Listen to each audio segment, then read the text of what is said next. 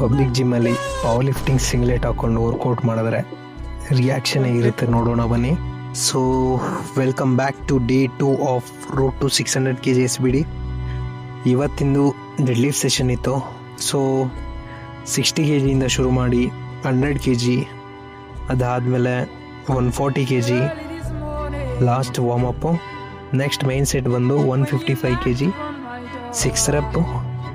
ಇದು powerlifting ಟ್ರೈನಿಂಗಲ್ಲಿ difficult part, because volume ಅಂತೂ ಸಖತ್ತಿರುತ್ತೆ, ಇಂಟೆನ್ಸಿಟಿನೂ ಕೂಡ ಹಂಗೆ ಇರುತ್ತೆ. ನೆಕ್ಸ್ಟು ಪಾಸ್ ಡೆಡ್ ಲಿಫ್ಟು, ಅದಾದಮೇಲೆ ರ್ಯಾಕ್ ಪುಲ್ಗೆ ಏನಕ್ಕೆ ಯೂಸ್ ಆಗುತ್ತೆ ಅಂದರೆ ಲಾಕೌಟ್ ಪೊಸಿಷನಲ್ಲಿ ನಮ್ಮ ಬ್ಯಾಕ್ನ ಸ್ಟ್ರೆಂಥನ್ ಮಾಡೋದಕ್ಕೆ. ಇಲ್ಲಿ 180 kg ಮಾಡಿ ಫಿನಿಷ್ ಮಾಡಿದೆ. Final hyper extension ಮುಗಿಸ್ದೆ.